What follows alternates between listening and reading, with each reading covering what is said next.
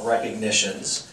First, as you can see on your program, this event is possible thanks to the generosity of our sponsor, which is the Walton Family Foundation, which has done great work on education for a long time and is a longtime friend of ours at the foundation.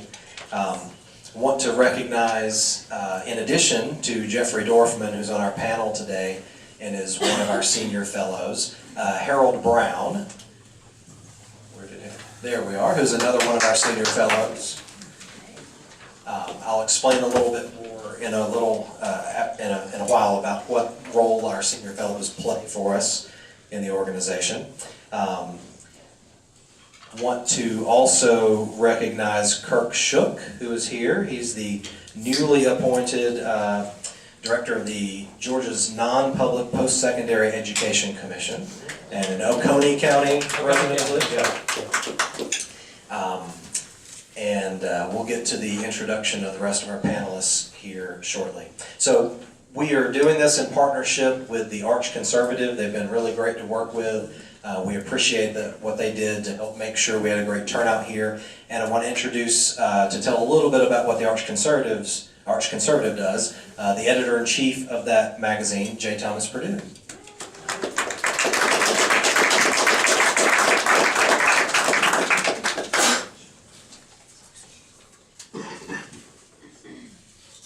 What's that? Here? Cool.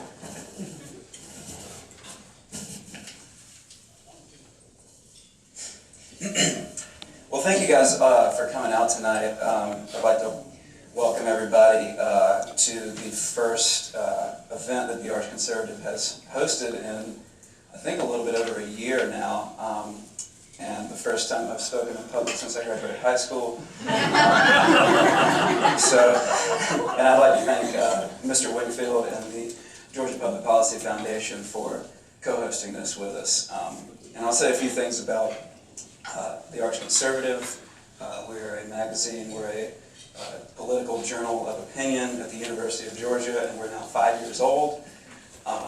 We were founded in 2013 by a few students who are still very helpful to us. They still keep in touch and help us in all types of things, whether it be getting jobs, acquiring grant money, and all the important things.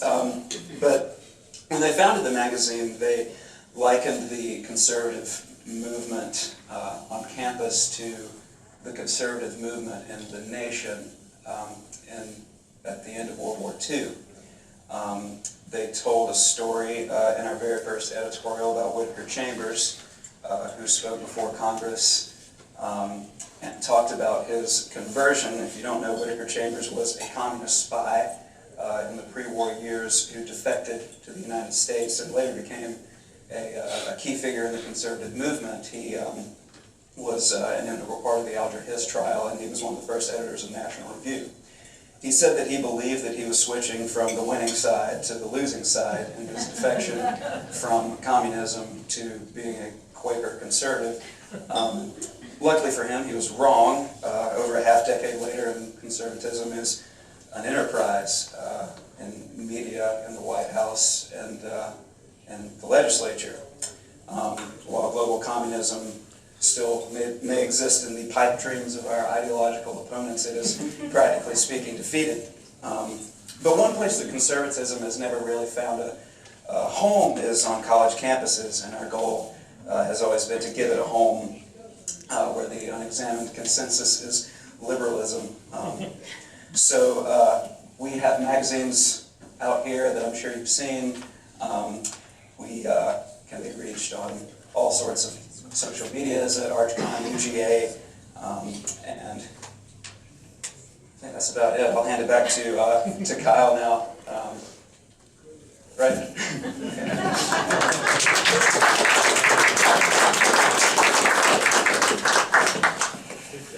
Great, wonderfully done, and no rust showing from the last time. Well done. So I would like to tell you a little bit about, before we get into our topic for tonight, our organization, why we exist, what we do, and maybe how you can get involved with us. So the Georgia Public Policy Foundation was established in 1991, and it was created by some people who felt like the other side of the story needed to be told in policymaking circles in the state of Georgia. And to them, what that other side of the story meant was that free market, limited government solutions to our problems can work, that they are good for the people of Georgia, that they can lead to shared prosperity, and that respecting things like the rule of law and private property rights and relying on individual initiative were good things. And so we've been operating on those premises, like I said, since 1991.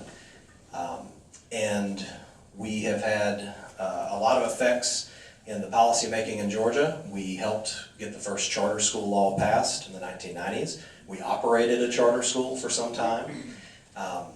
We were on the forefront of the criminal justice reform discussion in Georgia, especially on the center-right side of the spectrum, and helped establish some of the popular support for that when Governor Deal came in, and did a great job advancing that as a policy in the state during his 8 years as governor. If you've driven to Atlanta lately and you've seen the express lanes with the tolls, we were talking about that in the early 2000s when people thought it was crazy talk and it would never happen, and now it is the plan for congestion relief in Metro Atlanta. So we tend to talk about things a little ahead of their time, and we have lived long enough as an organization to see a lot of it come to fruition, and we intend to be around long enough to see some of these other things we talk about come to pass as well. We have a small staff. You've met all three of us here tonight. Myself, our Vice President Benita Dodd, and our Office Manager Susan Benson. But we are trying to grow, and we will be talking about that in the weeks and months to come, I think. But one way that we're able to operate on such a small staff and accomplish so much is we do rely on our network of senior fellows. Our model is not to bring a bunch of experts in-house and have them on our payroll and have them be our staff. We find experts wherever they are, on university campuses, in industry, at national think tanks, wherever they may be, who can help inform the policy discussion in Georgia. And we're going to be hearing later on from one of those who has been informing the discussion on the topic tonight. We are a nonpartisan, nonprofit organization, research institute. We do not accept or solicit any government money. We operate on the generosity of our private donors, and you may have seen on your tables some this brochure here. We would love for you, if you support the kind of work we do, if you like what you hear tonight, to become a member of the foundation. That allows us to do things like this, and we're trying to be more. We're trying to take on more work in the years to come. I mentioned this is the first event we've had in Athens in some time. We're getting around the state more often. We're going to be planning to do some events in the fall that we'll be able to talk about very soon, I hope, but we're coordinating that to be very integral in an important policy discussion going on in the state right now. We've been working a lot on healthcare policy, and there's just a lot of different areas where there's so much potential for Georgia, so many ways that we can continue to grow to foster prosperity in the state, and we intend to be right in the middle of those discussions and helping to advance them. I think let's get into our topic now. School choice. How many, for you in the audience, for how many of you is this a topic you've heard a lot about, or thought a lot about, or read a lot about? Okay, good. All right, that's great. That's been one of, like I mentioned, we helped pass or create the first charter school law in this state, and we've long operated on the premise that, look, we're not against public education, and I want to say that very clearly up front. I attended nothing but public schools, kindergarten through college myself. But we do believe that there's no one school out there that is perfectly suited for all the children who are assigned to it. There's very few things in life that are perfectly suited for all the people who might have an occasion to frequent it as a restaurant or be served by it as a hospital or whatever it may be. And so what we have long advocated is that there needs to be some more competition in the K-12 education sphere, that students and their families should have the ability to take at least a portion of the public dollars that are allocated for their education and use it in a setting other than their neighborhood public school down the street. Now, we don't think this is going to lead to the end of public education or even a big dent in it. We'll talk more about that in a little bit. But we believe this is one of the things that we need to do if Georgia is going to continue to be prosperous, to continue to advance as a state, and to have the educated citizenry that we need to be not only prosperous but responsible citizens in a self-governing system. So that's why we're here to talk about that. I'd like at this point to introduce my fellow panelists. So the senior fellow that I've been referring to is Jeffrey Dorfman. He's an economics professor here at the University of Georgia.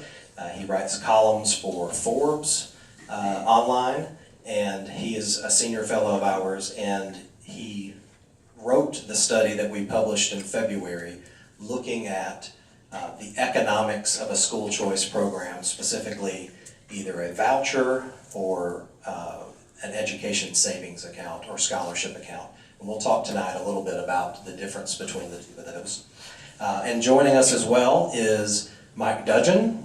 He is a former school board member in Forsyth County. He is a former member of the State House of Representatives. And he, as of a few months ago, or when did you start? December, January, as the policy advisor to Lieutenant Governor Jeff Duncan. He's been a great friend of ours over the years. Very passionate about some of these issues, especially education, which you can imagine given his background. And so he'll be able to talk about some of this with us as well. So I think this is a good time to get started into our panel discussion. We will have some time for questions at the end, so we would ask that you save them till then, and we will have as much time for those as we possibly can. So let's get started, and Jay Thomas will be moderating for us.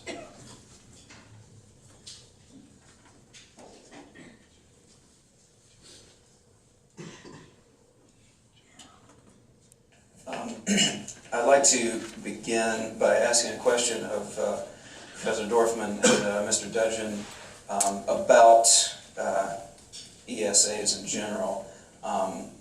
Chiefly, why does Georgia need to implement ESAs? People might argue that we already have enough choice already in Georgia with things like charter schools, hybrid systems, special needs scholarships. So what is so important about ESAs that it would fit the needs of our state? Well, thanks for the question for moderating for us. I think at the simplest level, when you're talking about adding something like the education scholarship accounts to the current menu of school choices we have, is the essential question of who is responsible for raising children. Who knows what's best? Do parents know what's best, or does the government know what's best? If parents are the ones who know what is best for their children, then giving parents the most possible flexibility to help control and choose the correct education is key. And educational scholarship accounts give more flexibility. Parents are able to come up with creative sort of combinations of things. They want a home school, but they need a tutor. They need music lessons. They want a home school for elementary school, but they want to go to private school for middle and high school, which might cost more than a voucher would provide, but under an educational scholarship account, you could save up the money from those early years and then have more choices in later years. So that's really what it comes down to is, are we going to trust the government or the parents to know the child best? Thank you. I totally agree with Professor Dorfman. I'll add another angle too, is that the current school choice menus in Georgia, charter schools, you have to have one in your area. A lot of times there's a lottery. The ones in the city of Atlanta are very hard to get into. There's a long waiting list to try to get in. Special needs scholarship only obviously covers special needs kids. If you a tuition tax credit, you have to be able to get a scholarship from one of the organizations. There's really not a school choice program that's universally available. And one big step education scholarship account would make is that it would make something available to the more general Georgia citizen. And again, the reason is Professor Dorfman said it perfectly. Like I said, I spent 4 years of my life as a public school board member, so I'm a supporter of public schools. My three boys, I don't know how I got 4. My 3 boys graduated from public schools in Forsyth County, and so I'm a big supporter. My mom's a retired public school teacher, but at the same time, it's not right for everybody, and there's never a one-size-fits-all. And again, even with the school choice programs, we don't have enough on the menu right now to really satisfy the people who really need an alternative. And so I think the ESAs are really needed. And in some of the literature, excuse me. Okay. In some of the literature that specifically Professor Dorfman wrote for the Public Policy Foundation, he sort of mentioned school choice as including educational scholarship accounts and vouchers. So I was hoping he could explain the difference between them and what makes ESAs superior, I guess. I'll take that one. So this is a common question, and in a lot of, so ESAs were proposed in the legislature this year, and a lot of the news stories that you saw written, they refer to them that as the voucher bill and interchangeable. And there's a couple of really important differences that I want to highlight. One is that, as my fellow panelists have described, you can use an ESA for more than just private school tuition. So a voucher is basically a coupon that entitles you to attend a private school. The Hope Scholarship is sort of a voucher, right? I mean, you earn it, and you can go to the University of Georgia, or you can go to Kennesaw State, or you can go to any of the public schools, public colleges in the state of Georgia. You can use it at some of a version of it at some of the private colleges in the state of Georgia. You can use it at the technical colleges in the state of Georgia, but it is a voucher. Whatever it costs at the school that you choose to use it at, that school gets the money and you get the opportunity to attend that school. An ESA can be used in different ways. So maybe the best choice for you is to go to a private school and to use the ESA there. Maybe the best option for you is to be homeschooled. Well, that can be an overwhelming thing for parents to start out on. They don't know what curriculum to use, they don't have the materials to do it. They could use the ESA to purchase some of that. They could use the ESA to purchase some virtual education to complement either what their child is learning in a brick and mortar school or what they're doing in a homeschool setting. It can be used for tutoring, lots of different ways. But the other thing, and this is one of the reasons why I think we as an organization are so supportive of it, is the coupon or voucher method. Again, whatever it costs, you give them the voucher, they give you the education, they keep whatever the money is. With an ESA, you don't have to hand over the entire amount of money to whichever service provider you choose. Now, what does that do? First of all, it means that the cost of those services isn't going to kind of magically end up at whatever the value of the voucher is, right? Which is something that happens a lot of times. So it's going to create some price competition because you can keep the portion you don't use for one purpose or another. So it encourages people to be consumers and to make good choices with the money that's available to them. It encourages suppliers of education services and products to be thoughtful about how they price those and compete with one another. So it's really just much more of a market-driven option than a voucher, and it's why I would say the school choice movement has largely moved away from vouchers. Those are a couple of the main reasons. There are some others, but those would be the main differences I would point to. I'll add something to Kyle, just reinforce what he said, is that as education moves in the 21st century, the old school of I'm going to show up at this building at 8:30, I'm going to sit here and take my 6 classes when the bell rings, and I'm going to leave at 3:30. That still exists for a lot of people, but as we move on, you're seeing even more and more a menu of services, even for the regular public school kids. Like I might take 4 classes here, then I'm going to go take a class at the technical college, and I might go take an online class. And so as we need to decouple our thinking away from that education has to be delivered in one place at one block at a time, and thinking about it more as as an a la carte method for some people. And the ESA allows the parent to customize the education from what they see their services. You know, the homeschools may have a tutor, they may have a lab where the homeschool kids get together and they have a lab a couple days a week. Maybe have a foreign language seminar, and there's lots of different things you can do. And really, ESA gives that kind of flexibility to sort of move as education moves in the future. I'd like to add that as well.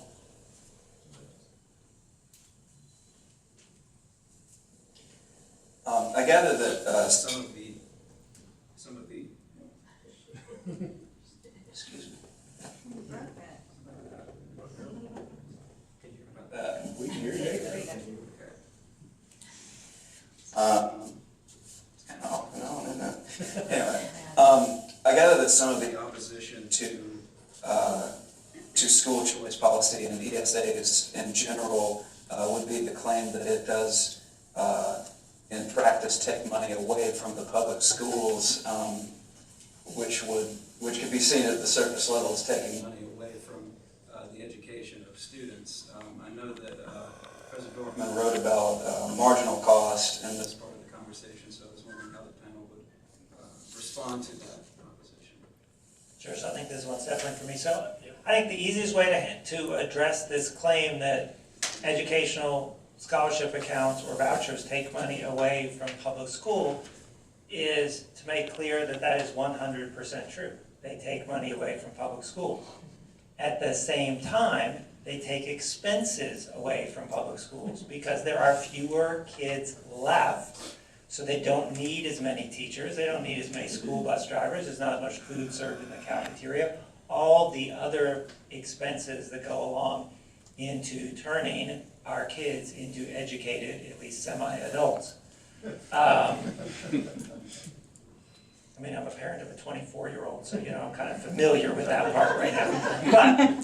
But, so the key is, are we taking away more money than we're reducing expenses, or are we taking away less money than the amount we're reducing expenses? And what I showed in my report was the economic concept involved here is what we call marginal cost. What does it cost to educate one additional kid, or how much do you save if you have one fewer kid to educate? And so I estimated the marginal cost for every county school district in the state, and we compared that to the state funding for every county school district in the state, and we found that marginal cost was above the state funding in every single case. Now, this isn't surprising. The state provides a lot of the money for our public education system, but not all of it. We get a little bit of money from the federal government along with a lot of paperwork, and we get a bunch of money from the local government, right, from our property taxes, right? Most of you are spending 2/3 of your property tax bill is really going to your local schools. So under the education scholarship accounts as proposed in the legislation this year, that federal and local money would have stayed put. All that would have been moving would have been the state money, and that would guarantee that actually for the kids left, there would be more money per kid than there was before. And that actually the schools would be in a better financial situation. So the local money is not moved, only the state? Yeah, Local money is not moved? the bill only moved the state money, so all local property tax stayed with the kids, and so it was different. I found it interesting, and I had this argument during the bill presentation of the legislature with a few people around the idea that the state money is leaving and disappearing, which, and to Professor Dorfman, it does, but no one has a problem with the fact that if I move from Forsyth County to Fulton County, that the state money leaves Forsyth County and it goes somewhere else. No one seems to have a problem with that. But for some reason, they get their hair up about if I take another educational choice other than moving, then the fact that we don't get the idea that they're owed the state money, even if they don't have to educate the child, if you really kind of dig down into that, really is very puzzling. And the fact Professor Dorfman said they keep their property tax money, they keep all that money. Yeah, in fact, that's an excellent point, because if you homeschool your kid now, That's right. your local district loses the state money. That's If you right. send your kid to private school now, your local district loses the state money. Exactly. mean, those things are already happening, so yes, these are not new losses. So looking at the marginal cost and the state funding that would go to an individual student under this program, would that be enough to fund an alternative education on its own, mathematically speaking? And if not, how much help would that really be? Yeah, so this is a common complaint too. They say, well, private school tuition is $20,000 and state funding per pupil is $5,000, so this is only going to help people who can already afford private school anyway. So this is a giveaway to the rich and it's not really helping anybody else. Well, first of all, I always point out, people who are rich already have school choice. They can pay the private school tuition if they want to. They can move into a better public school district by selling the house where they live and buying a house in the other district. This is really about middle and lower income families because they're the ones who don't have choices right now. Now, how does that work out from a practical standpoint? First of all, with the ESA, as we've already talked about, private school tuition isn't the only way you can spend this. But let's say you have someone who says, well, look, private school is really the only other option we would consider. Is this enough money? There are private schools in Georgia right now that charge less tuition than the ESA would be worth. There's one in Athens, Downtown Academy. They charge less than $5,000 per student. They're providing those students a great education, giving them a great opportunity, and it is limited to low-income families. There's a school in Atlanta called Cristo Rey. It's a Catholic school. I believe the tuition there tops out at about $2,000. The rest of the money comes from two sources. One, the students do a work study, which is valuable from a couple ways. A couple different angles. One is that they help pay for their education by working. But the second is that they get great work experience. My wife used to work for Children's Healthcare of Atlanta. They have Cristo Rey students who come there. She would talk all the time about what a great job they did. So these kids are getting great real-world experience in addition to paying for their education. Again, limited to low-income families. But the other really important thing here, I talked about when you don't have to spend all the money on a single service provider and you're able to save money, you're going to see educational entrepreneurs step up and open schools other than the ones that exist today. Why do we mostly have private schools that cost a lot of money? Because the people who are sending their kids there have enough money to spend. There's not much of a market for a $5,000 a year private school because few people who have the money to spend it for that are going to use it. They're going to send their kid to the public school. We're creating a different market. We're creating a different segment of the market with an ESA. And I think if you judge the availability of schools where you could use an ESA based on what exists now, you're missing the potential for what could be created if this were